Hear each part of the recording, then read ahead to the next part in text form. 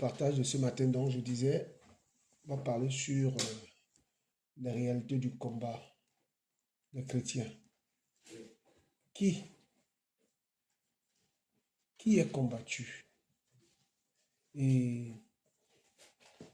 qui le diable a une rage, une rancune, une haine féroce. Et la Bible nous dit dans le livre d'Apocalypse chapitre 12, Père, merci pour ta parole. La révélation de ta parole est claire et elle donne de l'intelligence aux simples. Seigneur, guide-nous et inspire-nous. Nous avons besoin de toi, Père très saint. Béni soit ton Saint-Nom, au nom de Yeshua. Amen. Donc, si nous prenons la parole dans le livre de Apocalypse chapitre 12, nous sommes au verset 13, nous allons lire jusqu'au verset 17. La Bible dit, « Et quand le dragon vit qu'il avait été jeté sur la terre, il persécuta la femme qui avait enfanté le mâle, ou l'enfant mâle. Mais les deux ailes du grand aigle furent données à la femme, afin qu'elle s'envole dans le désert vers son lieu, où elle est nourrie un temps de temps et la moitié d'un temps, loin de la face du serpent et de sa gueule. Le serpent lança de l'eau comme un fleuve derrière la femme, afin de la faire emporter par le fleuve.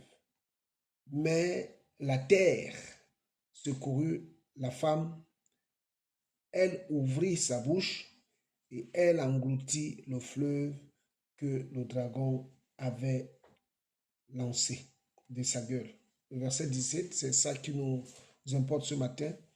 Et le dragon fut irrité contre la femme et s'en alla faire la guerre au reste de sa semence, qui gardent les commandements d'Élohim et qui ont le témoignage de Yeshua HaMashiach. Amen. Amen. La Bible dit que ici, Jean fut, n'est-ce pas, transporté. Si nous prenons le livre d'Apocalypse, au chapitre 1, verset 9, la Bible dit, « Moi, Yohanan, votre frère qui participe aussi avec vous à la tribulation et au règne et à la patience en Yeshua, Mashiach, j'étais sur l'île appelée Patmos à cause de la parole d'Élohim et du témoignage de Yeshua Mashiach. J'apparus au jour du Seigneur en esprit et j'entendis derrière moi une grande voix comme le son d'une trompette, disant, moi, je suis l'Aleph et le Tav, ou l'Alpha et l'Oméga, le premier et le dernier. Écris dans un livre ce que tu vois et envoie-le aux 7 assemblées qui sont en Asie, à Éphèse, à Smyrne, à Pergame, à Thyatire, à Sardes, à Philadelphie et à Laodicée. » Le verset 12 dit, « Et je me retournai pour voir la voix qui me parlait.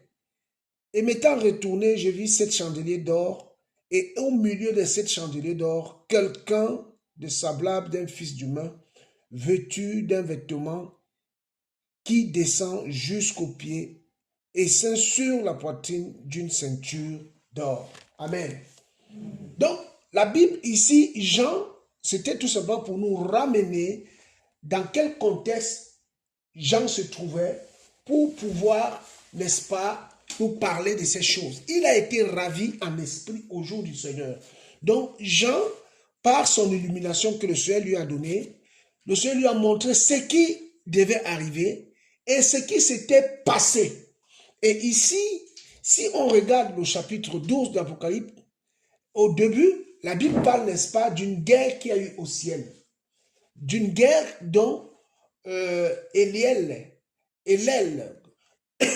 qu'on appelle le serpent ancien, le dragon rouge-feu, Lucifer, le tentateur, l'accusateur, l'ennemi de nos âmes, qui était un chérubin protecteur aux ailes déployées. Alors, ce chérubin a fait naufrage, il a été trouvé pécheur et il a été précipité. Et le chapitre 12 nous dit ici que le diable, il est devenu diable, diablos ou accusateur, il est, n'est-ce pas, il a été précipité par un autre chérubin, un autre archange, à la personne de Michael. Alléluia. C'est Michael qui a chassé le diable du ciel. C'est Michael, avec ses anges. Et la Bible dira que le diable fut entraîné dans sa chute avec un tiers d'étoiles, donc des démons, des anges déchus qui n'ont pas gardé leur position, comme parle, n'est-ce pas, le livre de Jude. Voilà. Il va être entraîné dans sa chute. Et en entraînant dans sa chute, il va être précipité sur la terre. C'est écrit dans le livre d'Apocalypse chapitre 12. Et dans sa chute donc, il va vouloir se venger pour compromettre le plan de l'élection que le Seigneur Yehoshua Hamashiach avait entrepris depuis les temps anciens. Alléluia. Et la Bible dit donc que quand il va être précipité, il va aller. Alors on dit ici que, et au verset 13, et quand le dragon vit qu'il avait été jeté sur la terre, il persécuta la femme qui avait enfanté l'enfant mâle. Alors ici, quand on parle de la femme ici, on ne parle pas de la femme. Ici, on parle, n'est-ce pas, d'Israël. Alléluia. C'est Israël qui est la femme. Et ça, nous pouvons le lire dans le livre d'Ézéchiel chapitre 16. Allons-y un peu, s'il vous plaît. On va lire Ézéchiel chapitre 16.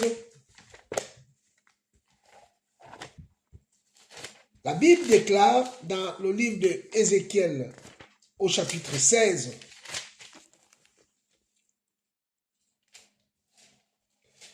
Ah, merci Seigneur.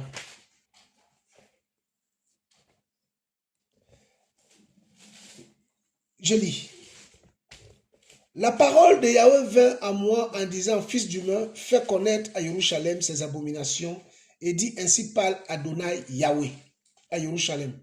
Par ton origine et ta naissance, tu es de la terre de Canaan. Ton père était un Amorien et ta mère une Hétienne. Quand à ta naissance, le jour où tu naquis, ton cordon ombilical n'a pas été coupé, tu n'as pas été lavé dans de l'eau pour être nettoyé. De sel, tu n'as pas été salé.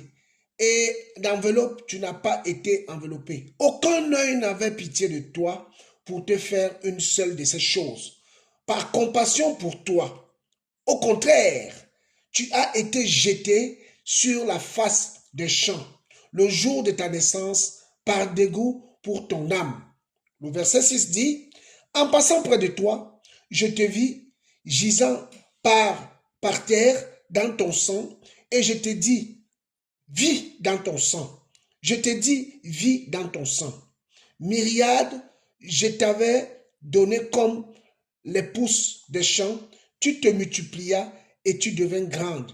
Tu entrais avec les plus beaux des ornements, tes seins se formèrent, du poil te poussa, mais tu étais nu, entièrement nu. Je passais près de toi, je te regardais, et voici, le temps était là, le temps des amours. J'étendis sur toi le pan de ma robe, et je te couvris de ta nudité. Je te jurais, j'entrais en alliance avec toi. Déclaration d'Adonai Yahweh. Et tu deviens mienne. Alléluia. Et tu deviens mienne. Je te lavais dans l'eau et dans l'eau en t'y plongeant. J'ôtais le sang de dessus de toi et je t'oignais d'huile. Je te revêtis de vêtements brodés. Je te chaussais de peau de taison. Je te ceignis de fin lin et je te couvris de soie. Je te parais d'ornements. Je mis des bracelets sur tes mains et un collier à ton cou. Je mis un anneau à ton nez, des pendants à tes oreilles et une couronne de gloire sur ta tête.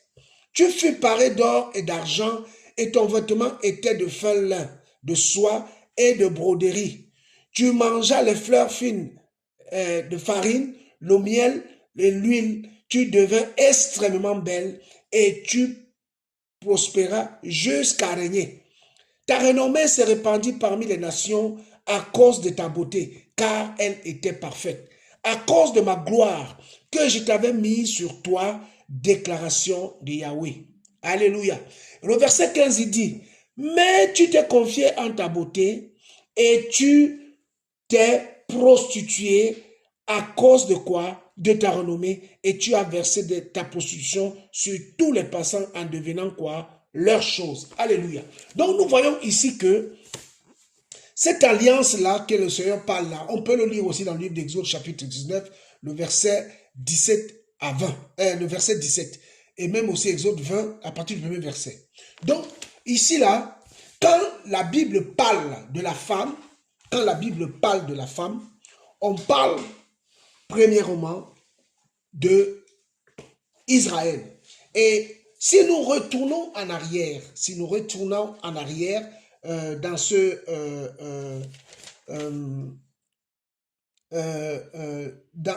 toujours dans Apocalypse chapitre 12 toujours, on va toujours nous parler, n'est-ce pas, d'un grand signe qui apparaît sur le ciel, une femme enveloppée, n'est-ce pas, de soleil et de la lune sur ses pieds. Ça nous renvoie toujours à Genèse chapitre 37, où on voit, n'est-ce pas, le songe que Joseph avait fait avec Genèse 37. Joseph avait fait ce songe-là, où il voyait, n'est-ce pas, le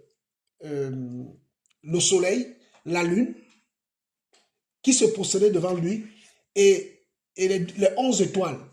Et là, son père, Jacob, lui dit, veux-tu que moi et ta mère et tes frères, nous nous possédons devant toi? Parce qu'ils étaient 12. Lui, il était le 12e. Donc, et sa mère, qui représentait la lune, donc c'était Rachel. Et le soleil représentait qui? Jacob. Alléluia. Et donc, on comprend donc que quand on parle de la femme là, beaucoup d'enseignants croient que ici, on parle de l'Église. Non, attention, on parle d'abord d'Israël. Jésus, Yeshua avait dit dans Jean chapitre 3, Jean chapitre 4 là-bas, que je suis venu d'abord pour quoi? Pour la maison quoi? D'Israël. Alléluia. Parce qu'il est écrit que le salut vient de qui? Des Juifs. C'est comme ça. Donc, alors, la Bible dit donc que et quand le dragon vit qu'il avait été jeté sur la terre, il persécuta. Alors ici, la persécution ici, il persécuta. C'est-à-dire que c'est une pression, c'est une oppression que nous sommes victimes, les enfants du Seigneur. Bien-aimés, vraiment, je veux nous dire et je veux nous encourager. Frères, sœurs, la vie chrétienne n'est pas facile. Vraiment, je voudrais vous dire ça. Je veux vous dire, en fait, vous savez, Pierre va dire quelque chose dans le livre de Pierre. Il dit, si le juste se sauve avec difficulté, avec peine, il dit, hein, si le juste, mais qui est juste? C'est celui qui retient le témoin du Seigneur.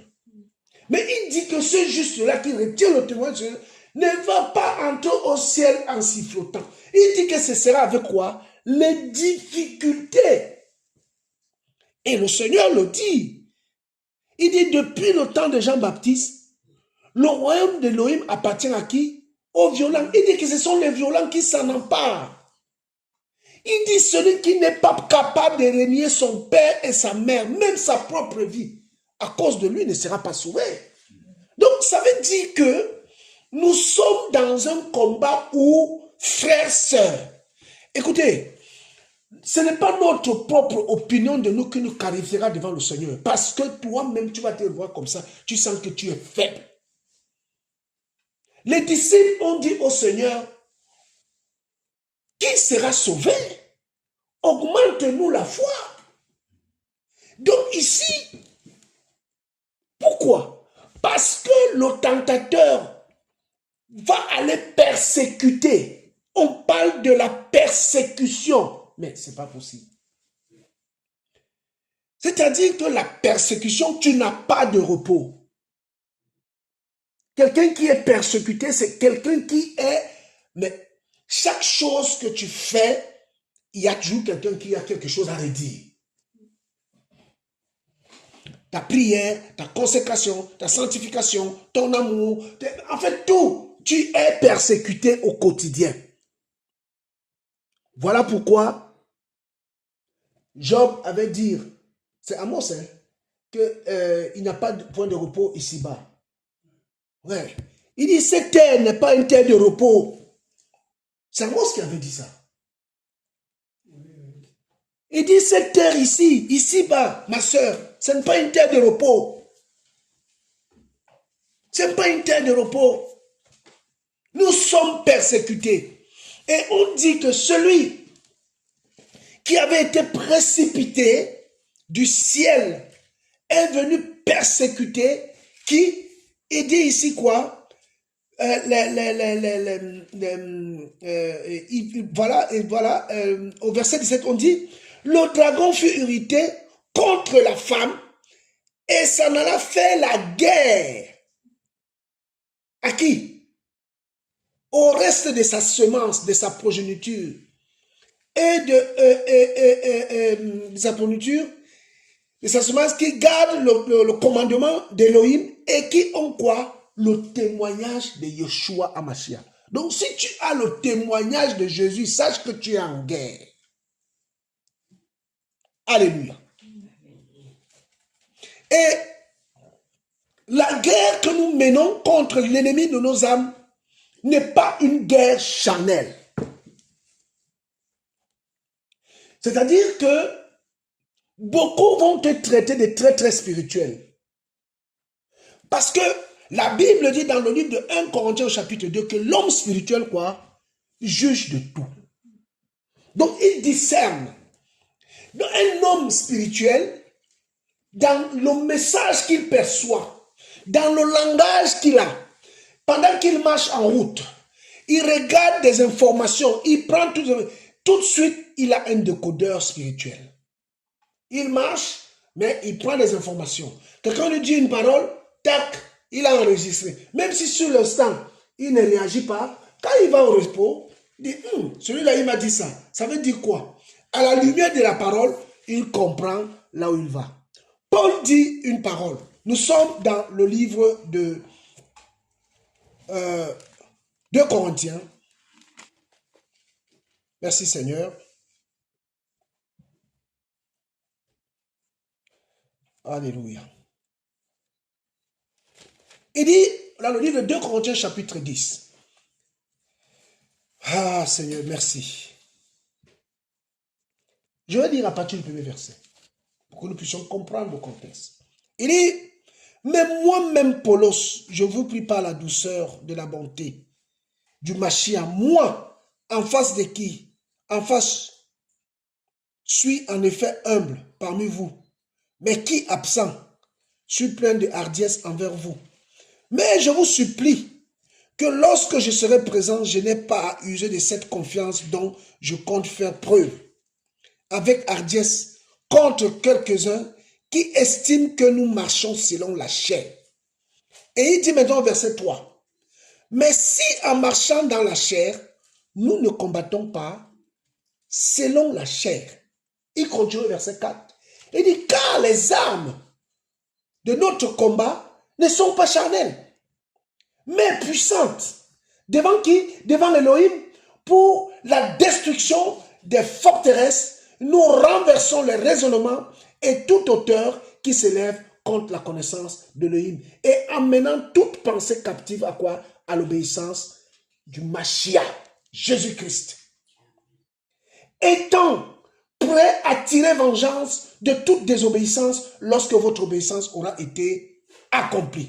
Il dit au verset 7, regardez les choses en face. Si quelqu'un se persuade lui-même d'être du Mashiach, qu'il considère encore ceci, que lui-même, que comme il est du Mashiach, nous aussi, nous sommes du Mashiach. Alléluia.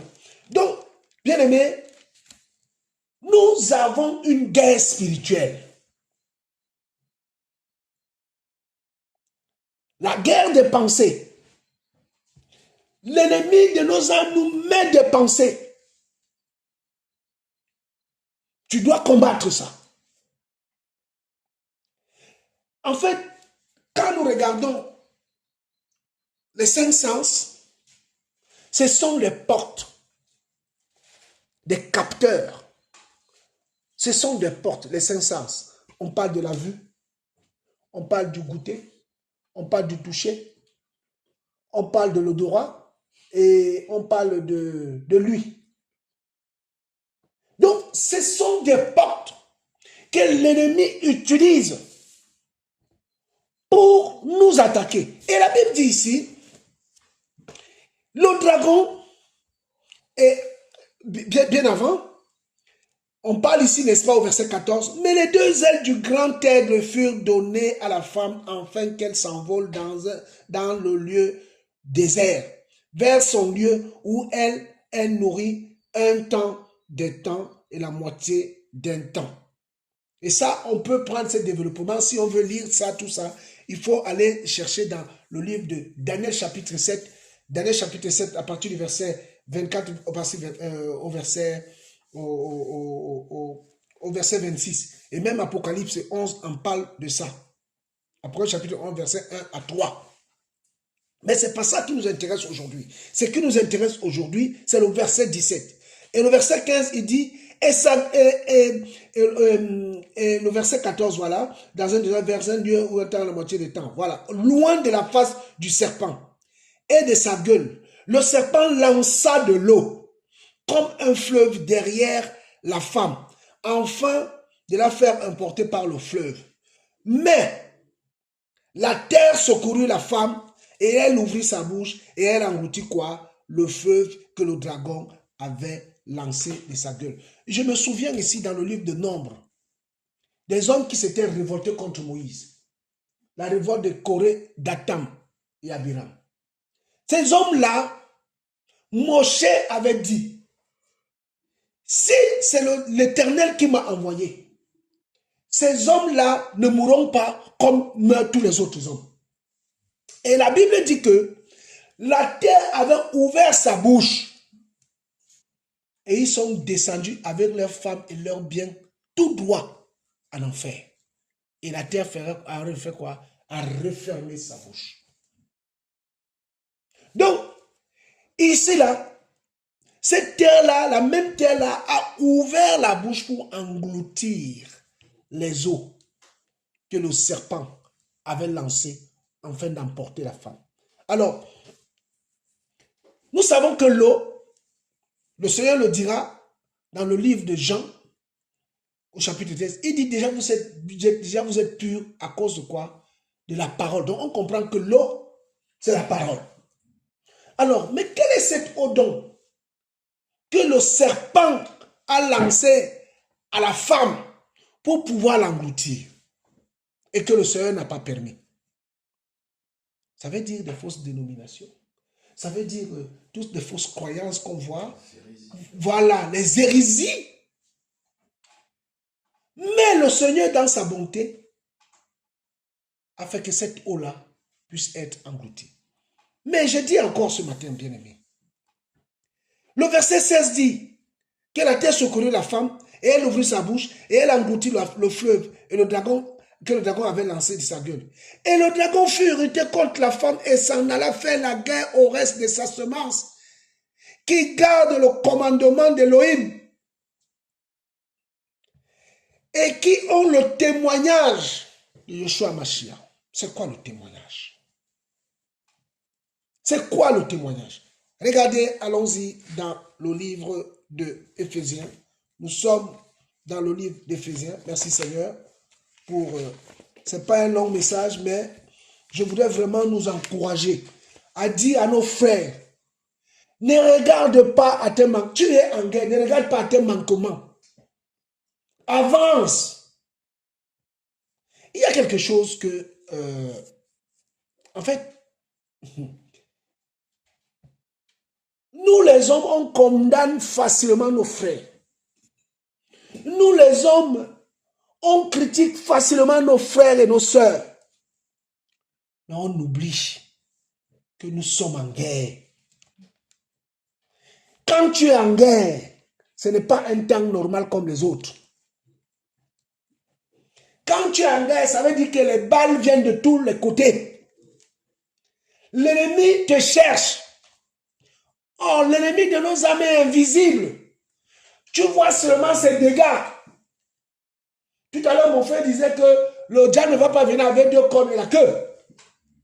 Tu vas le voir. Il ne vient pas comme ça. Mais il vient alors comment? C'est un rusé. C'est un rusé. Oh, bien-aimé. Éphésiens, nous sommes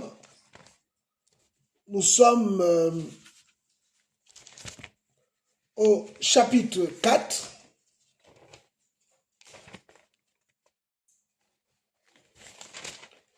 Éphésiens chapitre 4. Nous allons lire à partir du verset 20. Éphésiens 4. Ah, Yeshua, ta grâce. On va lire, oui, on va un peu beaucoup lire quand même, mais à partir du verset... On va lire à partir du verset 25. La Bible dit, c'est pourquoi, ayant mis de côté le mensonge, dites la vérité chacun à son prochain, parce que nous sommes membres les uns des autres. Soyez en colère, ne péchez pas, que le soleil ne se couche pas sur votre indignation. Ne donnez pas occasion d'agir au diable. Alléluia. Que celui qui volait ne vole plus, mais plutôt qu'il travaille en faisant de ses mains ce qui est bon, pour avoir de quoi donner à celui qui est dans le besoin. Qu'aucun discours pourri ne sorte de votre bouche, mais ce qui est bon pour la construction selon le besoin, afin qu'il communique une grâce à ceux qui l'écoutent. Et il dit ici alors, ceux qui gardent le témoin de Yeshua, ce sont ceux-là qui ont le Saint-Esprit. Il dit, et n'attristez pas le Saint-Esprit d'Élohim, par lequel vous avez été marqués de son sceau. Alléluia. Pour le jour du rachat, de la rédemption, que toute espèce d'amertume et de fureur et de colère et de clameur et de blasphème, avec toute espèce de malice, soit bannie du milieu de vous.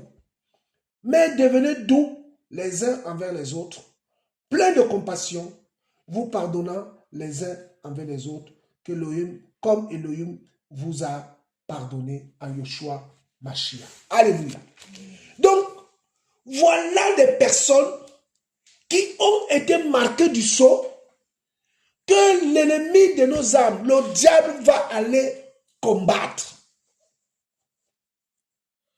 Alors, quand on parle de la femme, bien entendu, nous voyons aussi l'église, l'épouse. Regardez, nous rentrons dans le livre d'Éphésiens, hein, parce que Paul nous parle des choses formidables. Nous sommes dans le livre d'Éphésiens. Nous sommes au chapitre 5. Et nous allons lire à partir du verset 22. Il dit, femmes, soyez soumises à vos maris, comme au Seigneur, parce que le mari est la tête de la femme, comme le Mashiach est aussi la tête de quoi? De l'assemblée. Donc, Paul fait un parallèle entre la femme au foyer et l'église et qui? Et Jésus. Il continue. Il dit, Parce que le mari est la tête de la femme, comme le Mashiach aussi est la tête de l'assemblée, qui est son corps et dont il est quoi? Le sauveur. Mais comme l'assemblée est soumise au Mashiach, à Christ, de même, les femmes aussi le soient à leur mari en tout. Et vous, maris, aimez vos femmes comme le Mashiach aimait quoi? L'église, l'assemblée. Donc, on comprend donc que cette femme-là aussi représente qui? L'église. Alléluia. Parce que l'église, c'est l'église qui garde le témoignage de qui? De Jésus, de Yeshua. Donc, c'est à eux que le diable va combattre. C'est eux.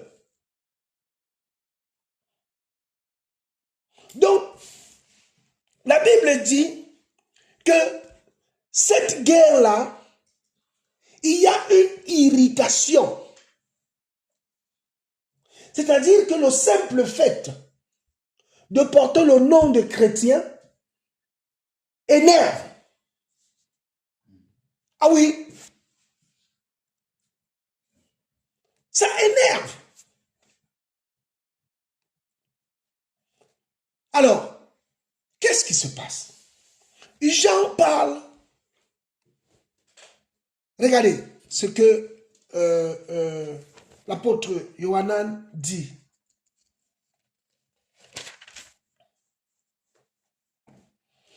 Nous sommes dans le livre de 1 Jean. Nous sommes au chapitre 2. Merci Seigneur. La Bible dit, à partir du verset 12, « Petits enfants, je vous écris parce que vos péchés vous sont remis à cause de son nom. » Alléluia. Les enfants du Seigneur ont le nom de leur maître, de leur époux, de leur père. Il dit, c'est à cause de cela que nos péchés sont remis. Père, je vous écris parce que vous avez connu celui qui est dès le commencement. Jeune, je vous écris parce que, jeune, je vous écris parce que vous avez remporté la victoire sur le mauvais. Enfant, je vous écris parce que vous avez connu le Père. Père, je vous écris parce que vous avez connu celui qui est dès le commencement. Jeune, je vous écris parce que vous êtes fort et que la parole de l'Élohim demeure en vous et que vous avez remporté quoi? La victoire sur l'esprit du mauvais. La guerre est la frère. Il dit donc maintenant, n'aimez pas le monde ni les choses qui sont dans le monde. Si quelqu'un aime le monde, l'amour du Père n'est pas en lui. Parce que tout ce qui est dans le monde, la convoitise de la chair et la convoitise des yeux et l'orgueil de la vie, n'est pas du Père mais du monde. Et le monde passe avec sa convoitise, mais celui qui fait la volonté de l'Élohim demeure pour l'éternité. C'est-à-dire que ceux à qui il a été donné de connaître les mystères du royaume, le diable va les combattre. Et là, Jean nous donne des choses. Il dit, il y a la convoitise. Il y a la convoitise dans le monde. Il parle de la convoitise. Il parle, n'est-ce pas? Il parle, n'est-ce pas, de la convoitise, de l'orgueil. Il parle encore de quoi? La convoitise de la chair, de l'orgueil, des yeux. Voilà.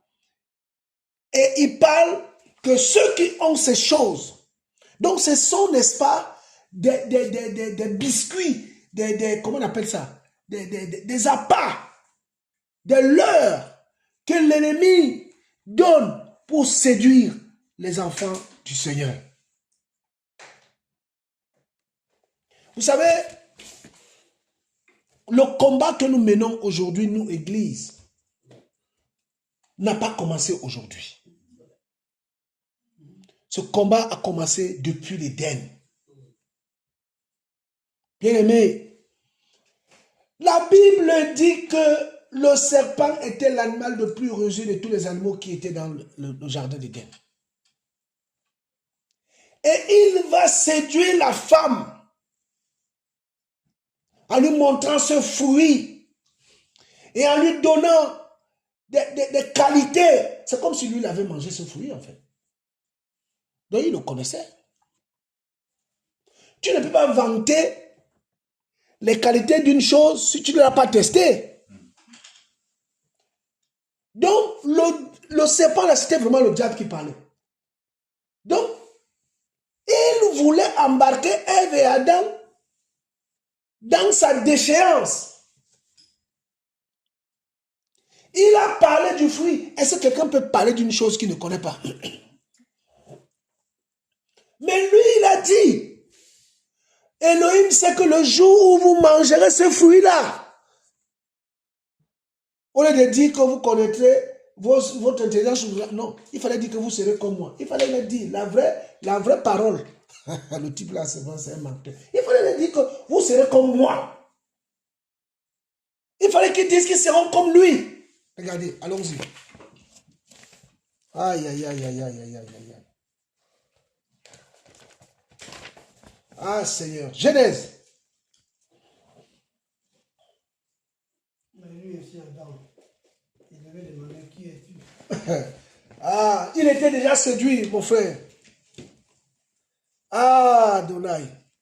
Or, Genèse 3. Le serpent était plus rusé que tous les vivants du champ que Yahweh Elohim avait fait. Il dit à la femme, sûrement Elohim a dit, vous ne mangerez pas de tous les arbres du jardin. La femme dit au serpent, nous mangeons du fruit des arbres du jardin. Mais quant au fruit de l'arbre qui est au milieu du jardin, Elohim a dit, vous n'en mangerez pas, vous n'y toucherez pas, de peur que vous ne mouriez. Le serpent dit à la femme, vous ne mourrez pas. Vous ne mourrez pas. Mais Elohim sait que le jour où vous allez en manger, vos yeux s'ouvriront, ou vos yeux seront ouverts, et vous serez comme Elohim. Il n'a pas, vous voyez, il fallait qu'il dise là que vous serez comme moi. Vous serez comme moi. Pécheur, rusé, menteur, orgueilleux, criminel, accusateur. Mais lui, il dit, vous serez comme lui. Donc, il se garde bien de donner la bonne information. Il va les séduire. Il dit, mais Elohim sait que le jour où vous mangerez, vos yeux s'ouvriront, vous serez ouverts, et vous serez comme Elohim, connaissant ce qui est bon et ce qui est mauvais. Il a trompé. Or, le Seigneur dit, dans Jean 6, que quand le diable ment, allons-y, il parle de son propre quoi? Fond. Parce qu'il a été menteur de quoi? Dès le commencement. Donc il mentait. Il mentait. Il fallait qu'il dise à Ève et à Adam, non. Si vous mangez le fruit là, vous serez comme moi.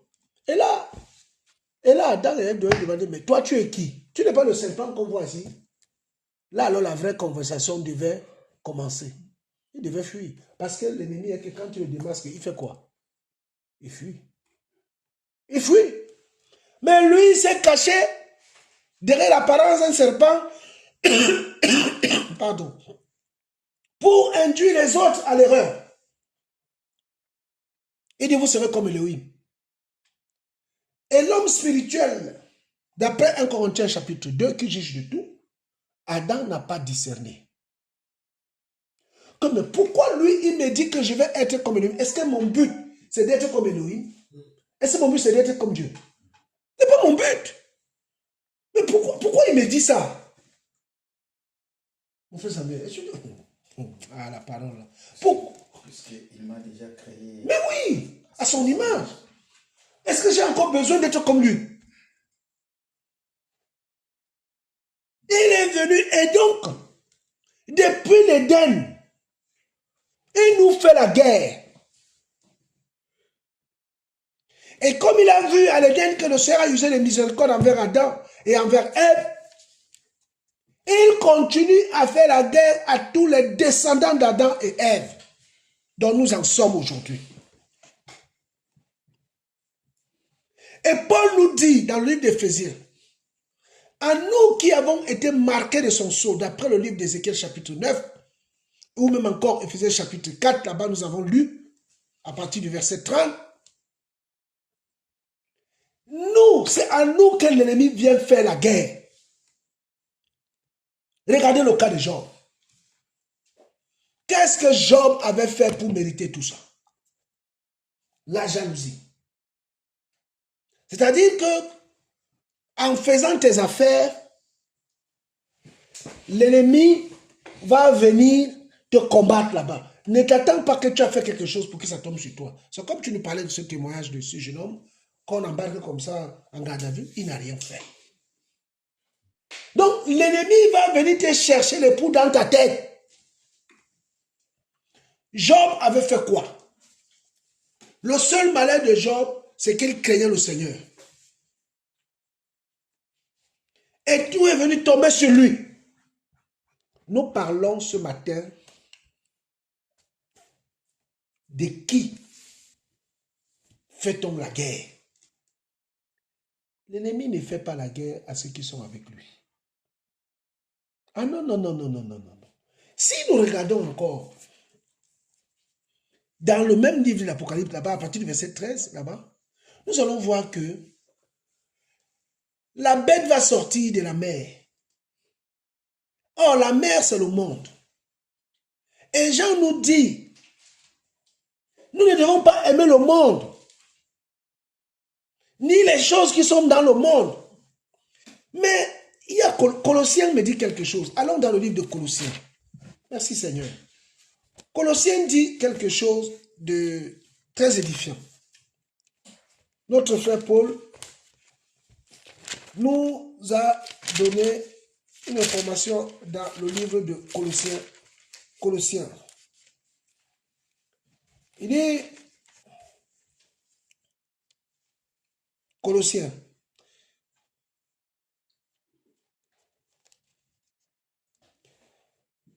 nous sommes au chapitre 3.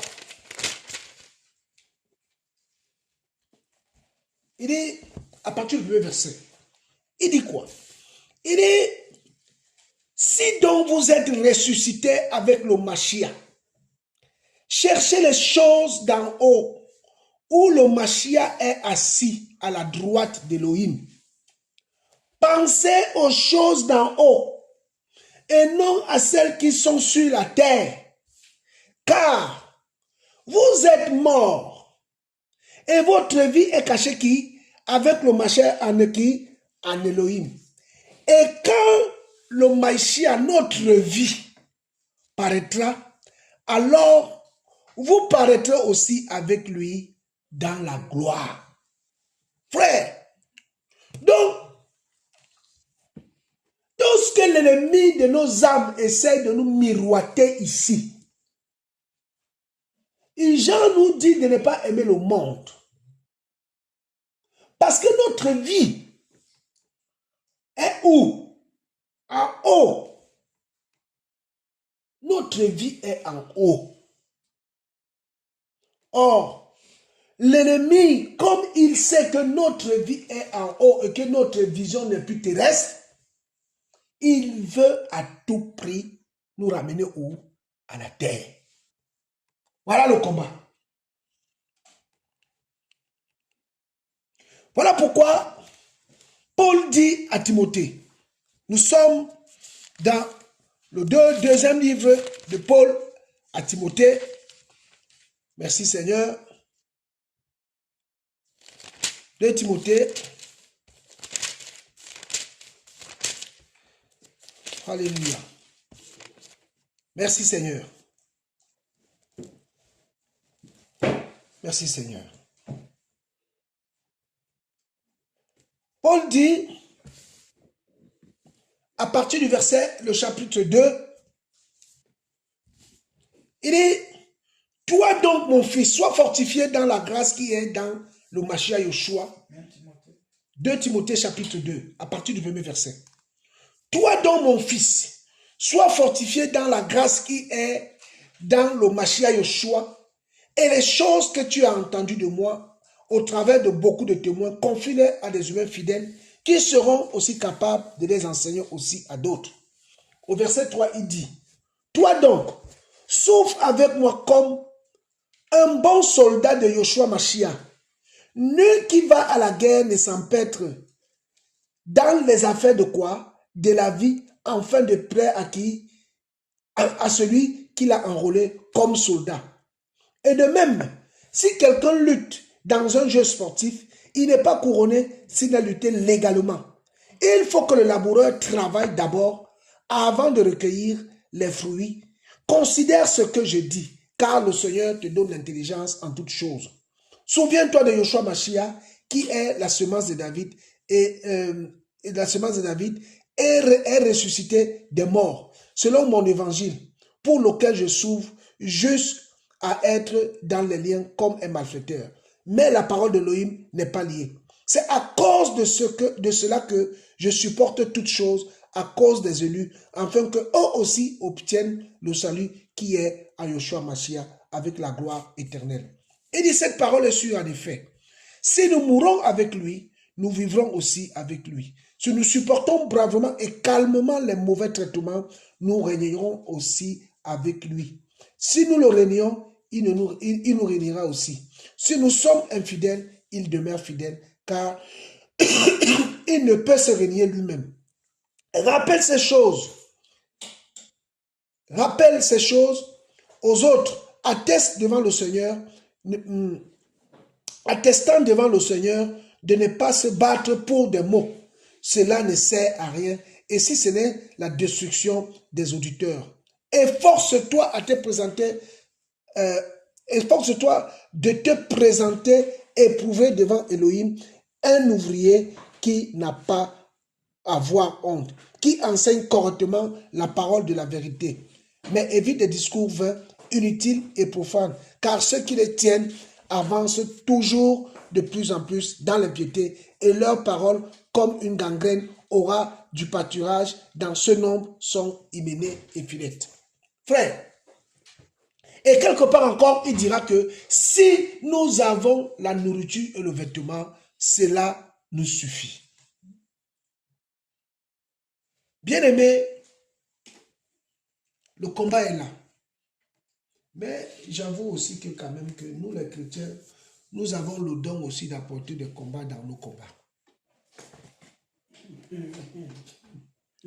C'est-à-dire que déjà on est combattu. Par rapport... Parce que la parole là, vivre selon la parole dans ce présent siècle-ci, c'est pas évident. Mais en plus de ça, tu prends ton corps, tu pars encore à la plage. Hein? Tu prends ton corps, tu pars à la plage. Au-delà même de la sanctification, déjà la télé te combat à la maison, déjà. Tu n'as pas encore fini le combat de la télé, les émissions, c'est les images. Tu laisses ça encore, tu vas encore, oh non, je veux me dégourdir les gens. Mais va marcher dans les forêts, même les forêts, il y a des gens qui kidnappent les gens là-bas. Hein. Faut faire attention, faut marcher là où tout le monde. Donc tu prends ton corps, oh non, je m'en vais au soleil, à la plage. Te voilà, tu tombes là-bas. Tu vois les femmes, les hommes impudiques et tout. Pierre, lorsqu'on avait arrêté le Seigneur, la nuit là, il est parti s'échauffer avec les soldats. Et une servante lui dit, mais toi tu n'étais pas avec le monsieur qui est dedans là-bas, qu'on a attrapé là-bas? Alors que si Pierre était dans son coin, il est parti chercher des combats. Ah, oui. Pierre, c'était l'épreuve. Parce que Jésus l'a déjà dit. Oui. Alors, pour Jésus qui prouve sa parole. Alors, donc, il a poussé.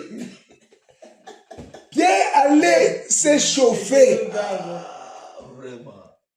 Il a laissé les disciples, hein, ses frères. Il les a laissés. Il ne savait pas. D'abord, c'était la débandade. Chacun allait de son côté. C'était fort à Jérusalem le jour-là. Oh, Jésus. Et Pierre, il trouve les gens en train de s'échauffer. Qui vient d'attraper son maître? Il va s'échauffer avec eux, croyant qu'on ne va pas le reconnaître. Son maître, il est dans la foi. Son maître est en train de... Il est au foie là-bas, en train de goûter la chicotte. Lui, il vient passer le bon vent ici au feu. Il fait froid. Il n'y a pas un petit café là? Ah bon? Tu me demandes le café, la femme lui dit, et toi? Ce n'est pas toi. Ah ben... Ah bien dit, non, mais non. Tu confonds des personnes. La femme lui dit, mais c'est toi, je te reconnais. Mais comment tu me reconnais? Je te dis que je ne connais pas.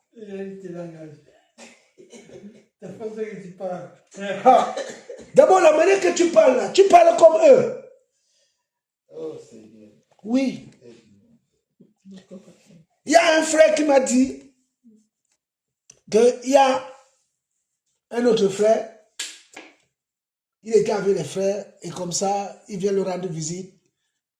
Et le soir, quand il vient l'accompagner, il se retrouve devant une boîte de nuit. Et lui aussi, il est rentré dans la boîte de nuit. Lui, le frère. Le frère là. Et le frère lui demande, mais comment tu as fait pour entrer dans la boîte de nuit? Oh non, j'étais en train de les accompagner et on s'est retrouvés dans la boîte de nuit et me voici dedans. Frère, sœur, écoutez, le combat est difficile. Et le démon va te prendre comme ça. Il va t'amener, il va t'amener, il va t'amener. Il va te, dès que tu es là, peut-être même toi-même le jour-là, tu entres même sans payer. Tout le monde paye, mais comme tellement toi. Mais vous ne voyez pas les grandes personnes, on les donne les trucs gratuitement. Donc, quand le diable réussit à avoir un chrétien, là où les autres payent, on va te donner gratuit. Oui. Il dit non, mais le frère dit, mais comment tu as fait? Oh non, je me suis retrouvé devant la boîte de nuit et je me trouvais dedans. Oh, tu t'es retrouvé dedans? Il dit oui, et tu as fait comment? Ah, mais je me suis mis à danser aussi. Non, mais oui, mais tu es dedans, tu es dedans. Hein? Tu es dedans, tu es dedans. C'est après quand tu sors. Trop tard. Donc,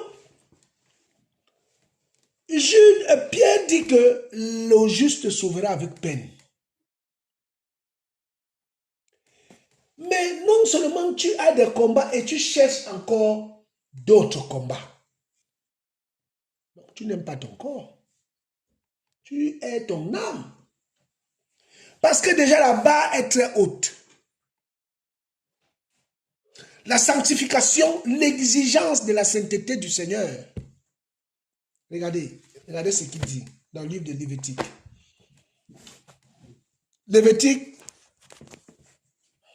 nous sommes au chapitre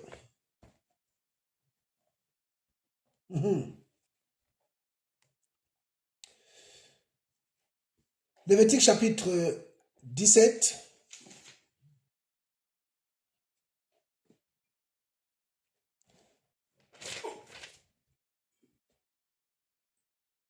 Lévitique 17. Merci Seigneur. Ou 17, oui, 17, 18. Pareil, ça parle des mêmes choses. On va prendre le chapitre 19. La Bible dit, et on va lire le verset 18, le chapitre 18 après. Yahweh, à partir du premier verset. Yahweh parlait à Moïse en disant, parle à toute l'assemblée des enfants d'Israël. Dis-leur, soyez saints, car je suis saint, moi Yahweh, votre Elohim. Et ici, au chapitre 18, il dit, Yahweh parlait à Moïse en disant, parle aux enfants d'Israël et dis-leur, je suis Yahweh votre Elohim. Vous ne ferez pas de ce qui se fait en terre d'Égypte où vous avez habité, ni ce qui se fait en terre de Canaan où je vous conduis. Vous ne marcherez pas selon leurs statuts. Vous pratiquerez mes ordonnances et vous garderez mes statuts pour y marcher. Je suis Yahweh, votre Elohim. Vous garderez mes statuts et mes ordonnances. L'être humain qui les observera vivra par elles. Je suis Yahweh, votre Elohim. Et il continue. Et là, il commence. Nul homme ne s'approchera d'aucune chair, sa proche parente, pour découvrir sa nudité. Tu ne découvriras pas la nudité de ton père ni la nudité de ta mère. C'est ta mère. Tu ne découvriras pas sa nudité. Et il continue, et il continue, et il continue. Donc le Seigneur dit qu'il est saint. Et nous devons être aussi comme quoi? Saints comme lui. Et il dit, lorsque tu étais dans le monde, ici l'Égypte représente le monde, tu ne vas plus vivre comme tu étais dans le passé. Mais maintenant, dans la marche par l'esprit, il t'envoie à Canaan. Et à Canaan où tu vas là-bas, tu as déjà son esprit. Et tu ne feras pas comme les Cananéens là-bas. Alléluia. Parce que tu portes le sceau du Seigneur en toi. Mais sache que les Cananéens et les Égyptiens sont des proies, des appâts que le diable utilise pour faire tomber les enfants d'Israël. Souvenez-vous, frères, dans le livre de Nombres, je crois au chapitre 16 ou au chapitre 17, 18 là-bas, les enfants d'Israël s'étaient alliés à Baal-Péor, où les enfants d'Israël partis chercher les Moabites au vu au su de Moïse et de Éléazar qui étaient là. Ils montaient et descendaient. Ils commençaient à coucher avec les femmes sans mariage. Oh, le Seigneur avait dit de ne pas toucher les femmes étrangères. Souvenez-vous, frère, lorsque Balak a appelé Balaam pour maudire Israël, et il va dire, je ne peux pas maudire ce peuple-ci parce que le Seigneur l'a béni. Mais je te donne un conseil. Lie-toi avec eux par mariage. Si vous leur donnez vos filles, et vous aussi vous prenez leurs filles, ils sont pris dans le piège. Voilà le conseil démoniaque que Balaam, prophète de Yahweh, avait donné à Balak. À cause de quoi? À cause des présents. Donc le combat est là. On dit à nos enfants, vous êtes dans la foi, épousez les chrétiennes. On dit à nos filles, n'allez pas chez des personnes qui ne craignent pas le Seigneur. Paul le dit dans 1 Corinthiens chapitre 7. Oh mais papa, moi je suis majeur. Ta vie, ta vie, ma vie c'est ma vie. Je fais de ma vie ce que je veux. Ah ben oui, tu fais de ta vie ce que tu veux. C'est vrai. Mais devant le Seigneur, nous avons fait notre part. Et chacun répondra de ses actes. Aïe, aïe, aïe, aïe, aïe, aïe, aïe, aïe, aïe, aïe, aïe. Voilà le combat, mes bien-aimés. Et le diable est allé faire la guerre à tous ceux qui gardent le témoignage à la semence, à la progéniture, à la descendance de la femme et à tous ceux qui gardent le témoignage de Yeshua, de Jésus. Donc, je voudrais nous dire ce matin, je vais terminer par là, nous ne rentrerons pas au ciel en jouant à la belote. Nous ne rentrerons pas au ciel en disant Toto tiré Nama, Nama tiré Toto. Non, non, non, non, non, non, non. C'est au prix du sang. C'est-à-dire, quand je parle du sang ici, je parle, n'est-ce pas, de la fermeté, de la souffrance, à prendre des décisions fortes. C'est la violence. C'est la violence. Lorsque David va aller avec Bathsheba, il va rester comme ça. Lui-même, il dit que oui, là, David, là, vraiment, j'ai fait fort. Lui-même, hein, lui-même, déjà que l'armée d'Israël était en guerre, on est allé faire la vraie guerre il a cherché une autre guerre. Pendant que les autres sont en guerre, lui se promène sur le balcon. Tu te promènes là-bas. On dit que on cherche des combats inutiles. Si c'est allé en guerre, il n'aurait jamais eu de combat de Bathsheba. C'est-à-dire, à cause d'un péché, David, à cause d'un péché, il a amené l'épée dans sa famille. Les conséquences étaient terribles, terribles. Son fils veut prendre son pouvoir. Son autre fils couche avec ses femmes. Son fils, premier fils, couche avec sa fille. Et lui-même est chassé à cause d'un péché.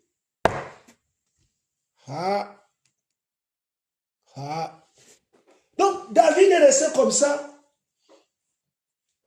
Dans le psaume 50, si ma mémoire 50-51, il a dit, Seigneur, s'il te plaît, ne me retire pas ton Saint-Esprit.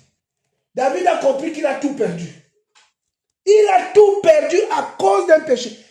Il allait chercher le combat. La Bible dit que c'était le temps de la guerre. Bon, moi, je n'ai rien contre les chrétiens qui visitent les musées, les parcs d'attractions et tout ça. Moi, je n'ai rien, hein, ce n'est pas interdit. Mais moi, je me suis affranchi de ces endroits-là. Je n'y vais pas. Ça, c'est moi. Ça, c'est moi. Ça, c'est moi. Moi, je me garde là, moi. Ma femme me dit, mais toi, tu n'aimes pas te promener, mais vraiment, je dis, moi, je peux me promener, moi, je peux courir, marcher dans la forêt, aller faire les courses, venir rentrer chez moi. Moi, j'attends le ciel. Voilà ce que j'attends. Ha! Ah! Hey! Hey! La Bible dit dans le livre de Genèse, là-bas, Genèse 6, Genèse 6, là-bas, que les anges ont trouvé que les filles d'humains étaient belles. Les anges sont tombés avec les femmes. Et toi, tu as triple onction, quadruple onction pour aller à la plage, au cinéma et tout. Ouais, je peux. Vraiment, je suis... Bon, c'est ma nature. Hein, c'est pas un commandement. Mais c'est ma prudence. C'est compliqué. Paul dit, voilà ce que je dis, que les temps sont mauvais. Que celui qui a, comme n'ayant pas. Que celui qui achète, comme n'en achetant pas. Ils vivront sobrement et vaquons à nos occupations en attendant quoi? Le jour du Seigneur. Oh! Mais vous ne voyez pas la séduction? Vous ne voyez même pas les publicités à la télé, maintenant on montre les gens nus. Mais je ne comprends rien, je suis dépassé. Je suis dépassé. Avant, pour avoir un film pornographique à la télé là, quand nous on était dans le monde, il fallait passer par des codes. Mais maintenant, tape seulement porno. Même si tu ne tapes pas, ça vient dans ton portable. C'est compliqué. C'est compliqué. Hein? Frères, sœurs, c'est compliqué. On est pris dans un traquenard. On est pris dans un piège. Non seulement le téléphone, c'est le combat. La télé, c'est le combat. Mais même les habits aujourd'hui, les habits des femmes aujourd'hui, c'est devenu compliqué pour que les femmes s'habillent aujourd'hui.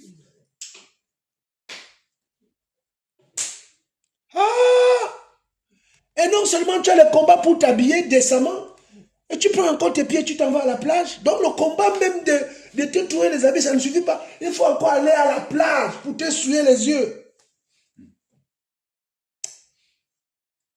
Ma soeur, la guerre est là. Chacun doit développer une stratégie. Parce que le ciel, Paul va dire quelque chose.